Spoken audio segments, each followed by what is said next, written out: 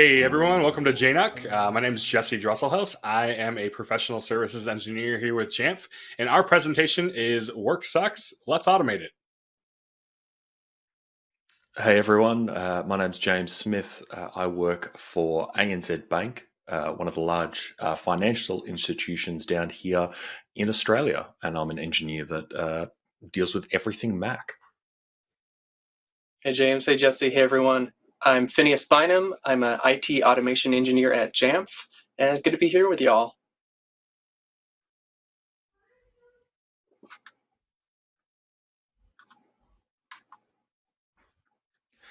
So, what are we here to talk about today?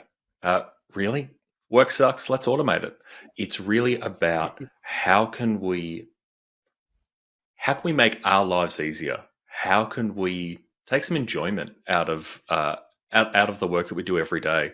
We don't want to be sitting and doing the same thing over and over. So let's try and automate some of that stuff so we can get to the fun things. We're going to go through a bit of an intro. What is automation? Why do we want to automate it? We're going to talk about some end user workflows, which are really centered on our users that we work with. We're going to talk about some Jamf workflows, which are based around what makes our lives easier and how we can take those types of automations and push them out to our entire fleet. And then we're going to talk about some admin workflow improvements, which is really how to get the most out of our time ourselves and how can we make our lives just that little bit better. So here's a question: what is automation, and why do we want to automate? I really like this question because I think the answer is pretty open-ended. And there's a couple ideas here, like James was mentioning, we want to save ourselves time. We just want to do the work once. But there's a couple other things here. Automation can be defining a process. So that saves your brain power down the road, and it can give you more hands, which of course is less work. But the one I really am excited about is that last bullet point, the soft stuff. And I'm really interested in automation because it's fun and it's a way to bring your creativity into your job and to tackle problem solving. And automation can be so many different things. You can see there's a GIF/GIF here. I won't get into that debate. But this is the startup screen on a fresh device. And a GIF is automation. It's just a series of images. And this one, the point of it is communication and welcoming.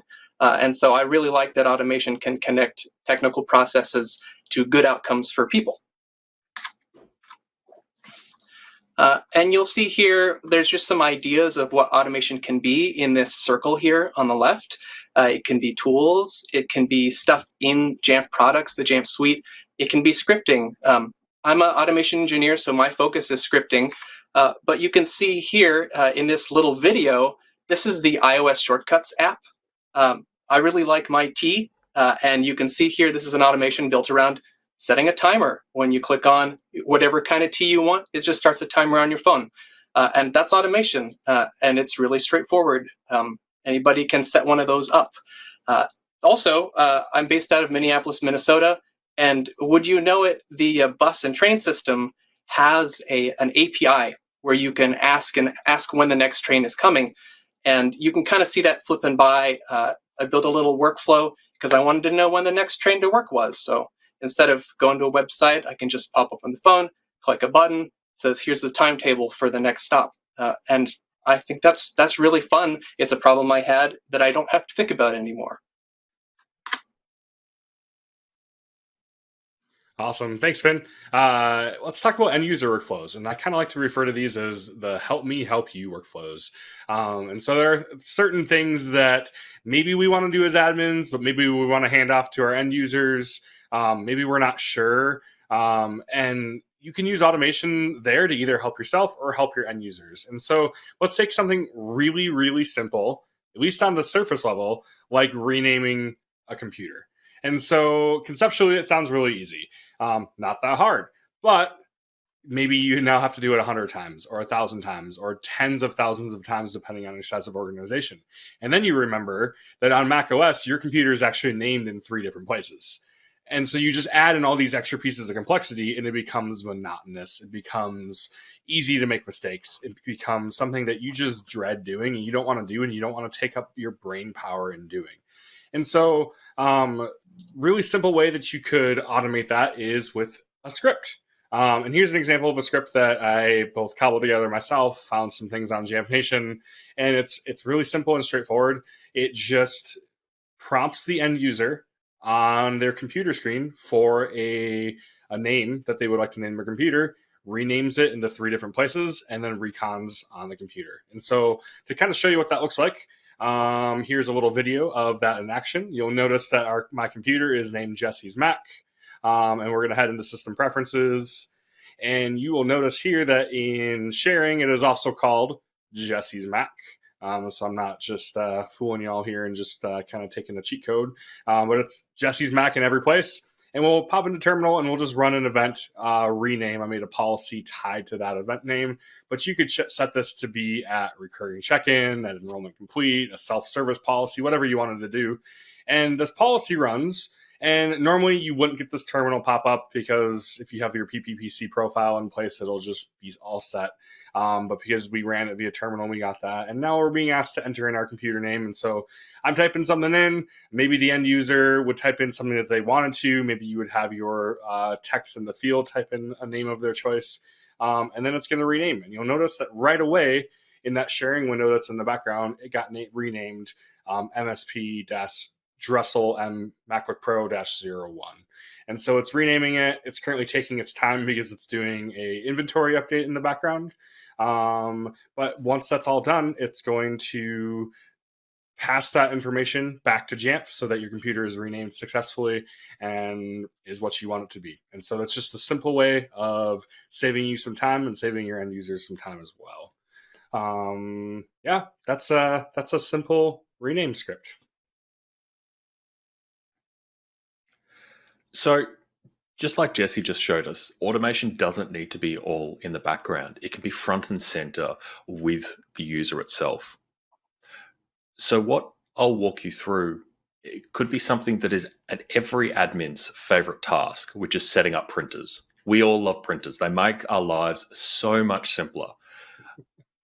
But then we might want to get a user to set one up. And we don't want to give them instructions on how to do that because that's just going to take too long to step through it. Now, in this case, in self-service, I have a whole section devoted to printers. And each of these policies that we've got here is its own printer queue. What I'm doing is I'm asking the user, okay, you're in a new office building? Great.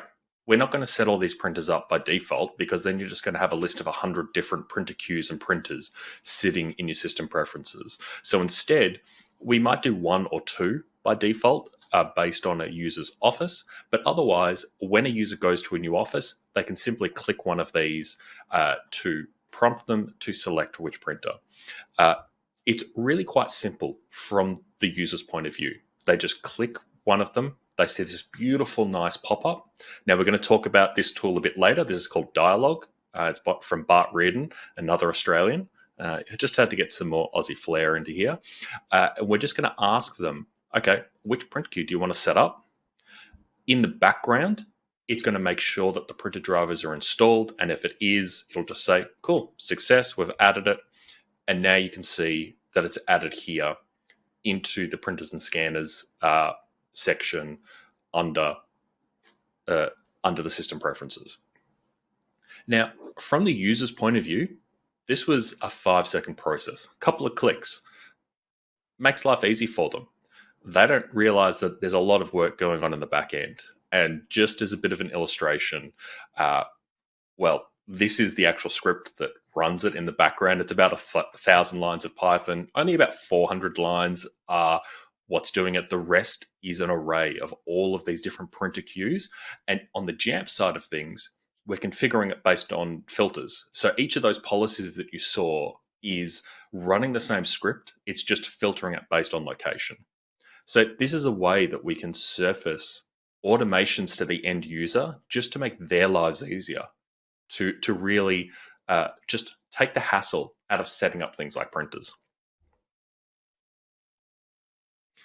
And if you think about it, everything that we do in Jamf is some kind of automation, rather than going out and manually walking around to every single computer and setting it up things one by one, we are telling Jamf, here's a policy, and we want to do this. Then based on the scope, it's going to go out and it's going to run that on every single computer that's in scope.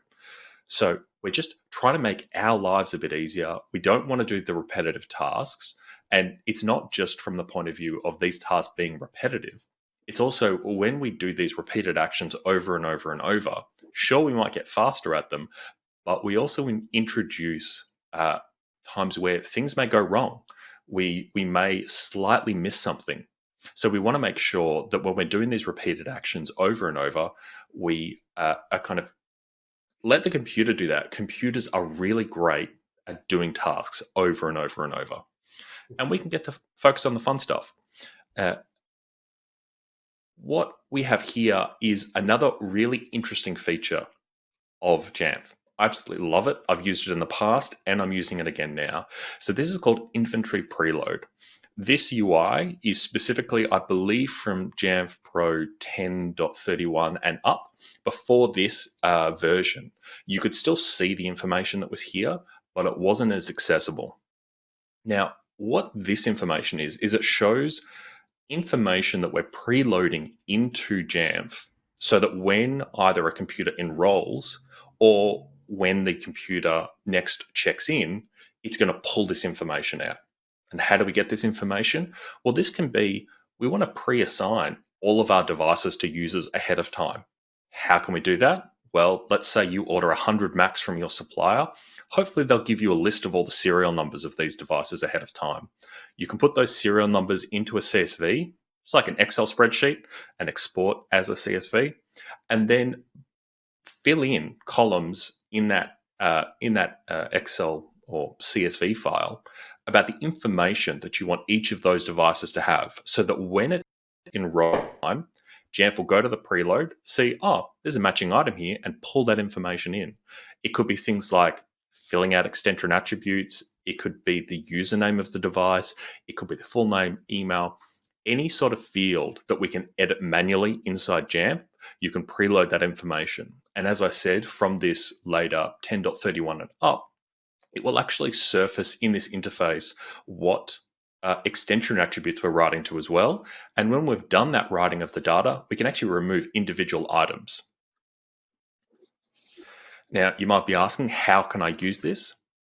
So in the past, what I've done is when I've done an office setup for a previous company, I've got a nice blog post up on the Jamf blog about this, is utilizing inventory preload with both Macs and iPads to set up Zoom rooms. Now, this could apply to a whole bunch of different scenarios. This is just the one that I wrote about at the time. So here what we're doing is we're in that list of data that we're uploading, I've got the serial numbers of some computers and some iPads. I'm defining an activation key, and I am also defining what type of device. So for Zoom Rooms, it's got the concept of a room controller, which is an iPad that controls how the meeting works. And we've got the idea of a scheduling display, which would sit outside a room and show the status. So with this data preloaded, what we can do is we can load all this data ahead of time, name all of these devices, and then when they enroll, Jamf will push out this information in a config profile, because in config profiles, we can use variables and variable substitution to specify those particular extension attributes. And so here we've got an example. We've pushed down an activation code down to that Mac the first time that it enrolled. Makes life really, really simple. And this is kind of another way that we can use Jamf just to automate all these little things. Awesome. Thank you, James. So one of the trends with automation that I think all three of us have talked about is how we communicate information, and information getting surfaced to the user that might have been difficult otherwise, pushing down a whole bunch of printers, but in a really specific way with user interaction.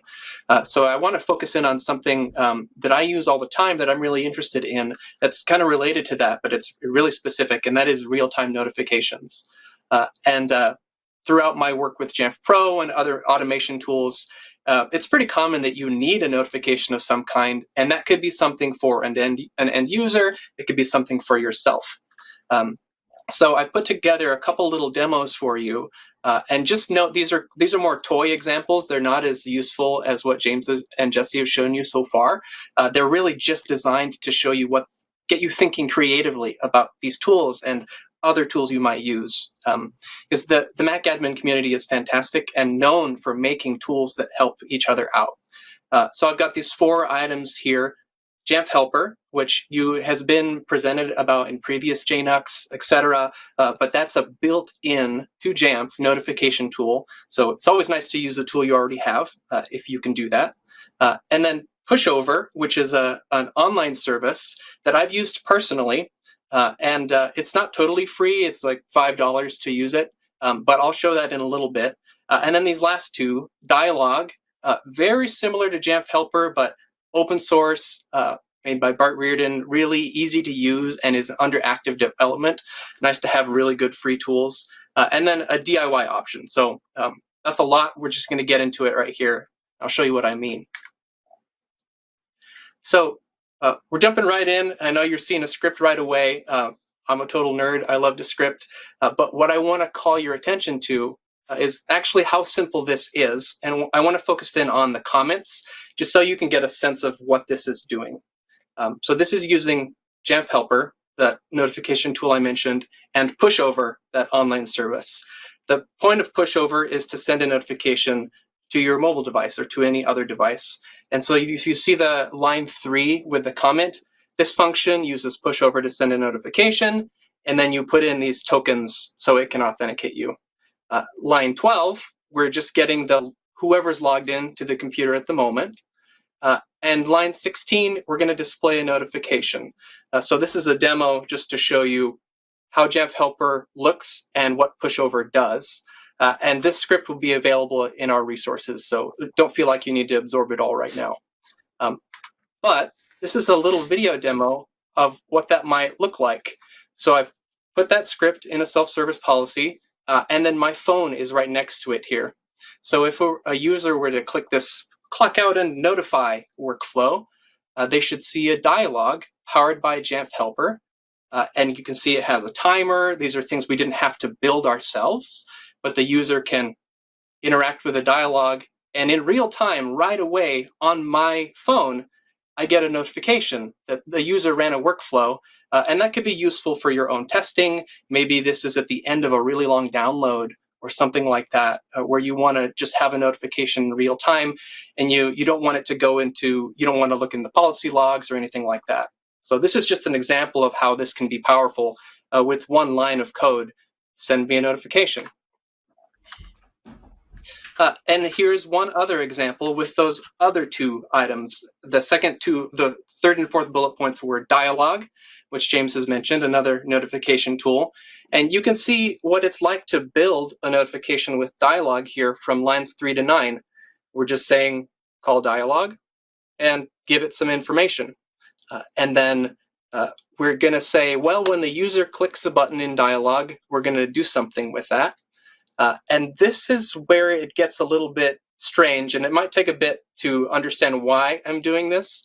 But we're going to use the restricted software feature of Jamf Pro to trigger a notification. And that's one of the things I mean about being really creative with your tools. Restricted software in Jamf Pro is designed to stop an app from running. But because it sends a notification, we can also use it for that purpose.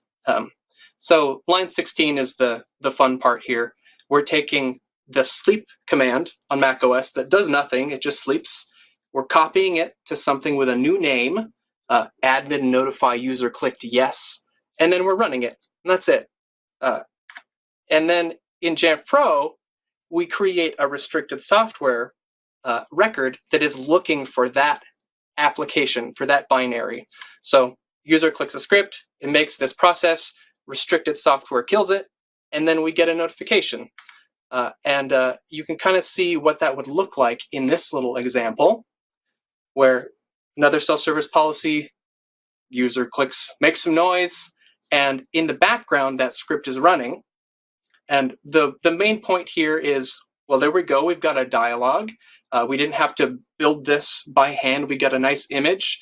And then immediately after the user clicks that, this time we get an email. We get a restricted software record was triggered.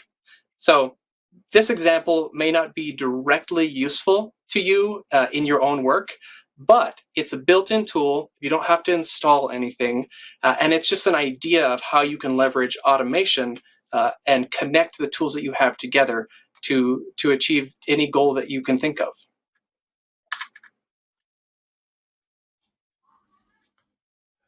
So another thing that we want to talk about is around admin workflow improvements. How can we make our lives a little bit better? Now, what do we spend a whole bunch of time in, but we really don't really think about it a lot? Well, that would be the terminal. We spend an inordinate amount of time here. And so any amount of time that we can save, or just to make things a bit easier, just really lends to a lot of improvements. So I'm using here what looks to be a very custom terminal. It's not, it's a theme, and I'm using the built-in, the new default for macOS, ZSH, rather than a bash terminal. And on top of that, I use a plugin framework called Oh My ZSH. It's a great kind of tool that lives on top of the terminal, which just helps configure it and make life a bit easier. It's got a whole bunch of plugins. So from the outset, what I can do is I've got a nice little icons that show me where I am. It shows me I'm in my home directory, I'm on a Mac, and on the right-hand side, just got a little green tick, and I've also got the time. Now, you'll see in a minute, that actually helps down the line. Now, I've also got a plugin that ties into Git. A lot of projects that I work on, open source, or even just for myself, are Git repositories. So it helps to know where I am. So this will show me I'm on the master branch of that. I've got a couple of changes that need to be pulled down. I've also got a change that needs to be pushed up as well. And so on top of that, what if we go over to the next one, we can see now I'm in a different directory, but this here, I'm going to work on a various Python script, and I've got some integrations that help make that life easier as well. So we're just going to create a directory. We're going to move into that directory, and then I'm going to use a framework called PyEnv, which is a way of creating virtual environments for Python environments, so that when I'm writing scripts, when I'm playing around with different things and I'm installing different modules into Python for this particular script, I'm not messing up my home system as well. So we can see it created it. And if we have a look on the right-hand side, we now get a little tick, and we also get a time to show that how long that command took to run. That's especially useful for long-running commands. So when you're testing stuff, you can actually see, oh, did this take a really long time to run? Maybe I need to change some logic here or there and just improve things a little bit. So we've created that virtual environment, and now what I'm doing is I'm moving into that, and on the right-hand side of my terminal, I can see that now I'm actually working within that virtual environment, that Python virtual environment called test. It's not for everyone. For me, it really makes my life a lot easier, and it really helps to give that context so that when I'm working, I don't have to continually context switch here or there. I can just move within directories, and my terminal really helps show me where I am and what I'm doing. So now I can move out of it, and we're back to where we were. We've got a whole list of all of this stuff that we've been talking about just to make it easy, because obviously this is only a short presentation, but we're going to have links to all of this at the end as well.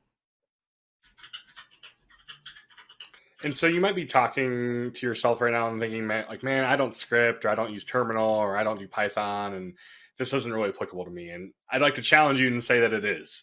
And so where I started, at least, I think Finn would echo this when we talked about this at the beginning of the presentation, is just think about things that you do on a day-to-day basis that maybe you call busy work, maybe you call them monotonous, maybe you just don't like doing them, and figure out how you can automate that. It could be that you have forms that you have to fill out on a regular basis that you can use a tool called Alfred. We're going to get to that in a little bit to automate that.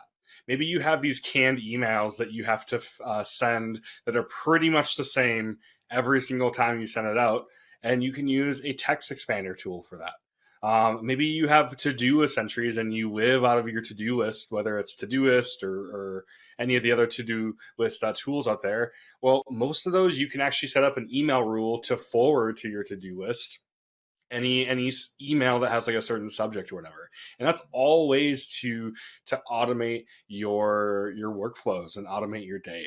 And so one thing that I do on a regular basis is here at Jamf, I actually am one of the engineers that is lead on our cloud migration process. And so I work with customers to migrate from on-prem to cloud, Jamf Cloud. And so pre-automation, before I automated this process, we have to make tickets that go to our cloud team to make that process happen. And these tickets are somewhat time intensive, easy to make mistakes. It's boring to do. It's repetitive. It's frequent.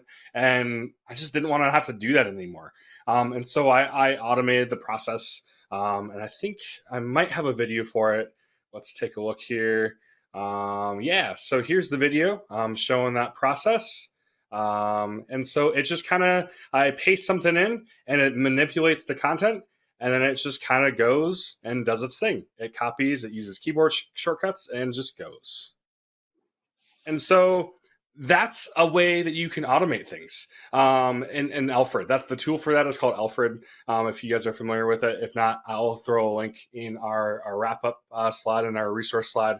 And how I did that is Alfred has a tool called Workflows, where you just you can input keyboard shortcuts and keyboard commands. And so I realized that form that I had to fill out was just all sorts of tabs and command tabs and copies and pastes and arrows up and arrows down that could all be done via the keyboard.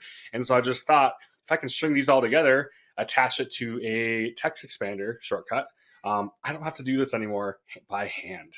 And that saves me an inordinate amount of time. It also frees up my mind to not have to worry about mistakes, and frees up myself to do more creative things on a day-to-day basis.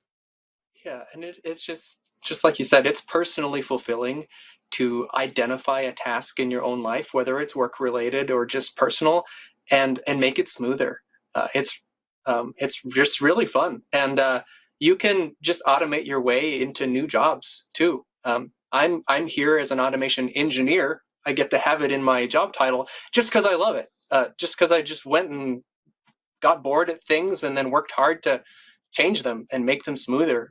So I would also challenge everyone, whether you're a pro scripter or you're just getting into wanting to streamline your own workflows. You don't have to dive into the deep end right away. Just find a task that's repetitive, find a way to optimize it, and go for it and try it out. And who knows where you'll end up, but could be cool. It's all about starting small. Start with the small tasks and just gradually build on it. It's like building a Lego set. Start off with a tiny little piece, a few pieces here or there, and suddenly it builds out and it makes your life easier. I really hope that everyone who's watching gets something out of our session today. We really just want to share this passion that we have with the rest of you. And like I said, we've got a little repo where we've got a whole bunch of information about all the different tools that we use that we've talked about. We'll have some code examples there as well.